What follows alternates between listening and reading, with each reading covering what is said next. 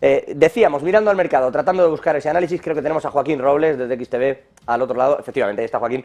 Ni el 1 de agosto le dejamos descansar. Joaquín, muy buenos días, ¿cómo está? ¿Qué tal? Muy buenos días. Bueno, no sé si ha tenido tiempo de echar un vistazo a esos datos de PMI, a ese dato de paro en la eurozona. Decía yo, no sé si dejan un cierto sabor agridulce, porque pareciera que al paro le da igual que ocurre en Estados Unidos, lo que haga el Banco Central Europeo, pero los datos de PMI sí parecen congelados en un punto que quizás, no lo sé, le pregunto, ¿le parece preocupante? Bueno, desde luego que sí es preocupante, pero yo creo que es una dinámica que hemos ido viendo durante los últimos meses. Mientras es verdad que durante este inicio de año, mientras el PMI de manufacturas estaba claramente en zona de contracción, parecía que el de servicios aguantaba, incluso lecturas por encima de 54, 55 en clara zona de expansión. Lo que estamos viendo en las últimas semanas es que la de manufacturas continúa en contracción, incluso desacelerando, y poco a poco también se va debilitando la de servicios. Y lo que decía respecto al empleo es quizá, yo creo, lo que más nos ha sorprendido a todos, ¿no? Y que es lo que ha generado que la inflación no haya bajado más rápidamente, que es esa solidez en el mercado laboral. Tenemos prácticamente pleno empleo en Reino Unido, en Alemania, en la zona euro, en Estados Unidos, como bien decías, aquí en España, ¿no? A partir de que haya más de un 11% de paro, puede que también estemos cerca, ¿no? Del pleno empleo, porque a partir de este nivel parece que le cuesta mucho bajar, ¿no? Y quizá es eso, ¿no? Lo que ha generado que siga habiendo una presión salarial, que siga presionando al alza los precios y que la inflación pues haya tardado tanto en llegar a su objetivo. Así que yo creo que son datos que no deberían sorprendernos, pero que ponen de manifiesto cómo esa política monetaria, ese endurecimiento tan rápido y tan contundente tarda en afectar a la economía. Se habla de que suele ser unos 18 meses, pues puede que empecemos a ver ahora el impacto no negativo de todas estas subidas. Vamos a ver ese impacto negativo, lo digo porque en realidad el mercado, una y otra vez, primero, ha decidido que él marca la línea de lo que ocurra con los bancos centrales, y los bancos centrales, quieras que no, van haciendo esa línea, ese camino, van siguiendo esa senda, más allá de lo que digan en los speeches. La línea de tipos de interés sí está subiendo conforme a lo previsto y probablemente pausando, y no sé si bajando también conforme a lo previsto, ya veremos, pero ¿de verdad se va a desanimar? Ahora parece que está entrando todavía más dinero, como con esa sensación de que alguien se hubiera perdido las subidas y está entrando todavía más capital al mercado, está habiendo más liquidez también. ¿Cuándo vamos a ver ese freno, esa caída, si es que se va a producir? ¿Cuando el sector servicios se agote también y eso dé al traste con la creación de empleo? Bueno, yo creo que ha habido tres factores principales, ¿no? Durante este año que han impulsado esta subida. Es verdad que tenemos, ¿no? En un lado paralelo, pues el buen comportamiento que han tenido los valores relacionados con la inteligencia artificial, pero yo creo que el optimismo que hemos visto durante los últimos meses está principalmente impulsado por la desaceleración de la inflación, que aunque ha sido lenta, ha sido de manera continuada. También la especulación sobre esa proximidad del final de las subidas de tipos, que parece que va a ser durante este último trimestre del año, y luego por una economía sorprendentemente resistente, ¿no? Y digo sorprendente porque lo que se estaba hablando desde finales del año pasado es que íbamos a entrar en recesión, y lo que se discutía ya no era si entrábamos en recesión o no, sino cómo de profunda y cómo de duradera iba a ser. Es verdad que algunas economías han entrado en recesión, como la zona euro, como Alemania, pero parece que lo están haciendo de una manera débil y podría ser también corta, ¿no? Y eso es un poco a lo que se han agarrado los inversores durante estos últimos meses, que además han visto como los resultados empresariales, a pesar de que los beneficios iban poco a poco cayendo, pues bueno, estos se mantenían dentro de una línea previsible, ¿no?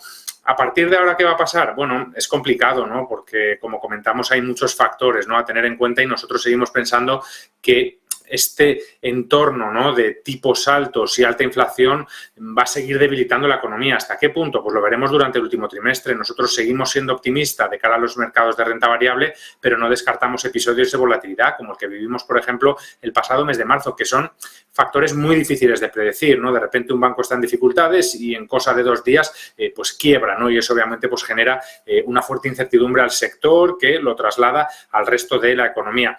¿Qué va a ser lo que va a desencadenar el próximo episodio? Pues es muy probable que todavía no lo sepamos, ¿no? Porque si no, los inversores tratarían de descontarlo. Pero bueno, pensamos que va a ser un mes de agosto más o menos tranquilo, que estaremos muy pendientes de los datos, sobre todo de inflación, de empleo, de las reuniones, ¿no?, de banqueros centrales en Jackson Hole, y a partir de ahí pues volver en septiembre con lo mismo, ¿no? Especulaciones de subidas de tipos y datos macro, que yo creo que va a ser lo que va a marcar este último tramo del año. Joaquín, ya ha dicho que agosto lo esperamos tranquilo, así que a partir de ahora puede pasar cualquier cosa en agosto, que no sería la primera vez, siempre acaba pasando Desde algo, luego. pero le iba a decir, volviendo al tema de los cambios y las recesiones, decía, claro, el mercado, si de verdad lo tuviera a la vista, lo preveería. Es decir, que podríamos ver la aparición de algún cisne negro y eso no está nunca en agenda y por eso son cisnes negros, ¿no? Pero aún así, dato de PMI, el Caixin también en China malo esta mañana, e incluso en contracción, que es lo 49,2, que es raro que China haya pasado en un PMI manufacturero a negativo, es decir, que esté en contracción, no deja de ser llamativo, responde probablemente a algo que no tiene que ver con lo que venía siendo la economía, sino la propia geopolítica, ¿no? Que ha dividido todo y ahora se está notando incluso en China.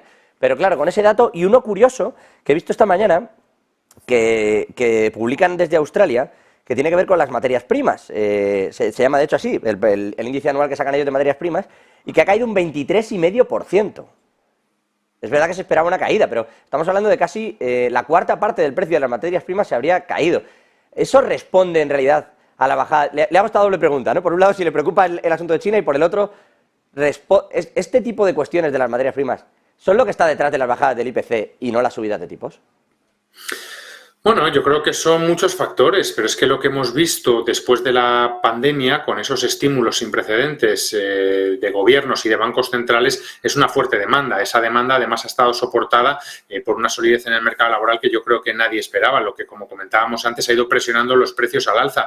Hemos visto, cómo en determinados sectores, ¿no?, los problemas de las cadenas de suministro, que precisamente eran por una fuerte demanda, se extendían hasta prácticamente finales del año pasado. Yo creo que lo que estamos viendo ahora es una mayor estabilización y prueba de ello precisamente son esos datos de manufacturas, ¿no? Están cayendo porque también la demanda de materias primas es cada vez menor y porque también muchas empresas están empezando a adoptar un enfoque mucho más prudente de cara a los próximos meses, ¿no? Y luego, pues lo que me comentabas, ¿no? También en China yo creo que lo que ha demostrado tanto el gobierno como el Banco Central es que van a ser muy prudentes y es que realmente ellos están cumpliendo, ¿no?, con su objetivo de crecimiento. Yo creo que a principio de año muchas casas de análisis dispararon las expectativas después de que anunciaran que iban a finalizar pues esa política, ¿no?, de COVID-0. Obviamente no se están cumpliendo esas expectativas, pero la economía tampoco está mal, ¿no? Está creciendo alrededor de un 5% que ya querrían, ¿no?, otras economías a nivel global y además tienen algo que no tienen el resto, que son prácticamente inflación súper baja, ¿no? Es verdad que eso le podría permitir adoptar estímulos, pero es que ya hemos visto durante la última década, mientras Europa o Estados Unidos han aplicado políticas de estímulos enormes, sin precedentes, China siempre ha ido muy por detrás. Entonces, ¿es probable que veamos a lo mejor algo de cara a final de año? Sí, pero no va a ser algo espectacular, ¿no?, que pueda disparar el mercado. Y, bueno, prueba de ello hemos visto, ¿no?, el dato de inmobiliario de venta de viviendas hoy el más bajo del último año, lo que nos da muestras, ¿no?, que cada vez la demanda está cayendo y hay una escasez de liquidez, ¿no?, en el sistema financiero chino muy grande. Y luego, como comentabas, ¿no?, ese dato de PMI que siempre sorprende, pero bueno, que yo creo que venimos en un entorno que no debería sorprendernos tanto, ¿no? Un debilitamiento muy progresivo, ¿no?, del gigante asiático, que eso también está haciendo, ¿no?, que otras economías empiecen a sufrirlo.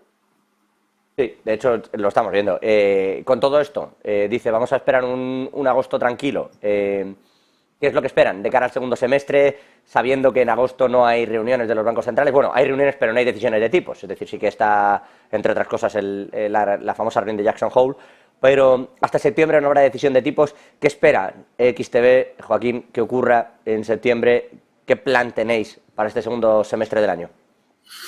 Bueno, realmente nosotros, es lo que comentaba al principio, seguimos siendo, ¿no?, optimistas en los mercados de renta variable, seguimos pensando que el S&P 500, ¿no?, todavía puede tener un recorrido de un 5 o 7% al alza de cara a final de año, pero también vemos, ¿no?, que la volatilidad se puede disparar en cualquier momento y por cualquier factor. Es que al final podemos ver un repunte, la inflación, podemos ver cómo los bancos centrales cambian su discurso, podemos ver cómo a lo mejor en la siguiente temporada de resultados empresariales determinadas compañías caen, ¿no?, y a lo mejor algunas relacionadas con la tecnología, la inteligencia artificial, pues tienen movimientos más bruscos, ¿no?, que obviamente arrastran al mercado. Podemos ver que el debilitamiento económico, ¿no?, todos estos datos que hemos comentado durante los últimos minutos, pues empiezan a empeorar y da la sensación de que la economía se puede ir, ¿no?, hacia una recesión mucho más profunda. O sea, es que al final todo esto pende de un hilo, ¿no? Puede cambiar en cualquier momento y obviamente el sentimiento de los inversores también es muy frágil, ¿no? Vienen de cosechar subidas muy fuertes de un 15, un 20, un 30% en muchos índices. No nos extrañaría, ¿no?, que se pudiera precipitar una recogida de beneficios sin perder el optimismo, ¿no? Pero también los inversores son recelosos, ¿no?, de la incertidumbre, y en el caso de que se dispare, pues obviamente también van a querer cosechar, ¿no?, esa recogida de beneficios. Así que, bueno, es un poco la visión que tenemos, ¿no? Yo creo que vamos a seguir igual que los últimos meses, con las mismas discusiones. Seguimos pensando, ¿no?, que la economía va a poder soportar estas tasas altas todavía durante unos cuantos meses, quizá hasta que se llegue a esa estabilización de la inflación, y a partir de ahí va a tener algo muy bueno, ¿no?, que en el caso de que la economía empiece a deteriorarse de manera rápida, ya prácticamente nos va a pillar en 2024, y ahí los bancos centrales van a tener alguna herramienta, ¿no?, como la de bajar tipos de interés. Pero bueno, lo vamos a ir viendo, ¿no?, mes a mes, porque también es un poco lo que comentábamos, ¿no? Son demasiados factores los que hay encima de la mesa y cualquiera se puede precipitar en cualquier momento.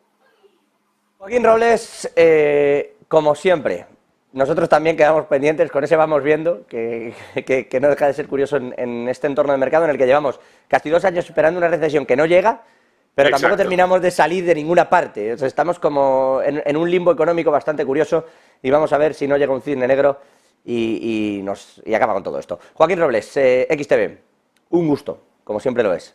Buena tarde. Igualmente, muchas gracias. Nosotros repasamos al mercado en un día en el